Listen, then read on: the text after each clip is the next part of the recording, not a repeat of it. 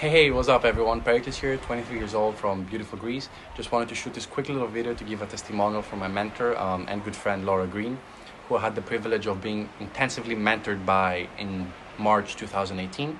And since then we've kept a very good relationship. We've been friends, we talk here and there. And I just wanted to shoot this video just to help people understand what kind of a person she is. So besides the fact that she's an incredible salesperson, the number one salesperson I've come in my entire life, and it doesn't take a genius to understand that all you gotta do is just look at the company she's built, at the company she's consulted and helped, and just by speaking to her for like a couple of minutes, you can just see that this person is a master communicator. But besides all that, what was also incredible is her unbelievable heart.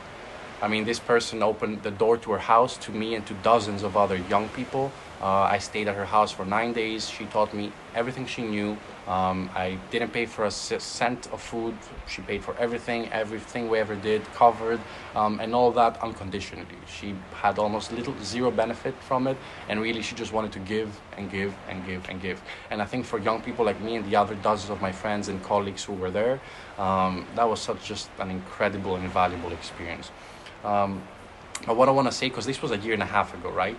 I want to actually tell you about 3 things that I learned back then that I implement with me today. Because I think we all go to a lot of personal development seminars, we all go to a lot of boot camps, but not much really stays, right?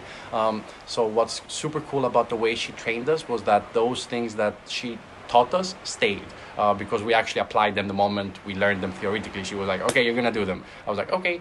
All right, so 3 things. Let's start with boldness. So the first one, boldness mixed with kindness. I've never seen someone be so bold and yet so kind.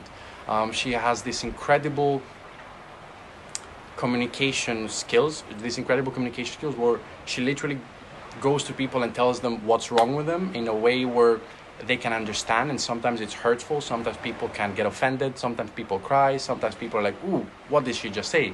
But the fact that you're saying those things is the truth. We don't say them out of meaningless. We say them simply because it's the truth, and sometimes the truth hurts. And what happens is people always, in the beginning, always like kind of left away. But when you combine it with kindness and love, and you actually care about the person you're speaking that through, there's an unbelievable combination. So I'm very happy to say that I've been much better than I used to be at implementing that, at being straight up to the point, being bold, being direct with people, but also, and knowing that might hurt them, but also having the love and kindness to fix them up afterwards. There's a great quote that says, it's okay to pick holes at things as long as you come up with a solution for them. And that's something that she does unbelievably well, and I think it's such a valuable skill set in a world where everyone doesn't say the truth. So I'm very happy that I was able to witness that and take it some of that. So that's number 1. Number 2, this might seem a bit small, but in fact it's so important for me, and that's to actually structure your day and structure time off, right? Like, we're always so running around like chickens, working, but we forget that the purpose of business is to support your life.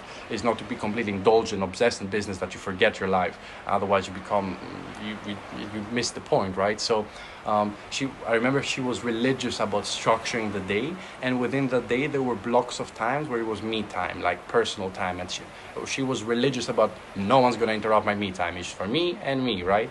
And I'm very happy to say that I've implemented some of that. I wake up every morning, I have a list of things that I want to do. I always go about executing them. And when I'm done executing them, I love taking time off. I think that's so important now, and I kind of like, it allows me to recharge.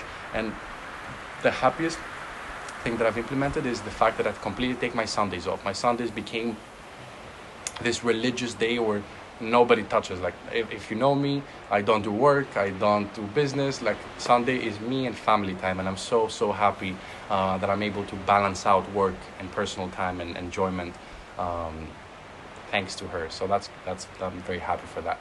That's number 2.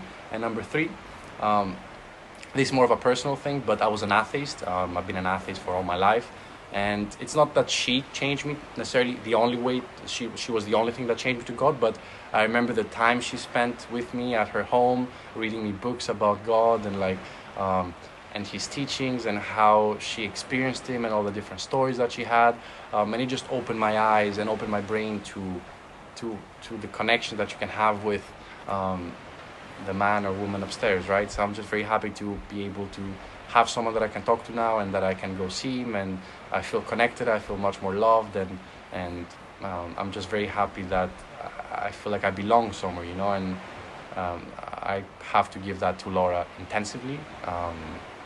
So yeah, thank you for getting me closer to God. So yeah, those are the 3 things: boldness with kindness, structuring my time, including my time off, and also getting closer with God. And I'm very grateful that you taught me those things. I'm very grateful that you mentored me unconditionally. I'm very grateful that you are an example of God, and that you changed my life. And thank you, Laura. I appreciate you, and may you keep doing what you do for as long as you can. Much love.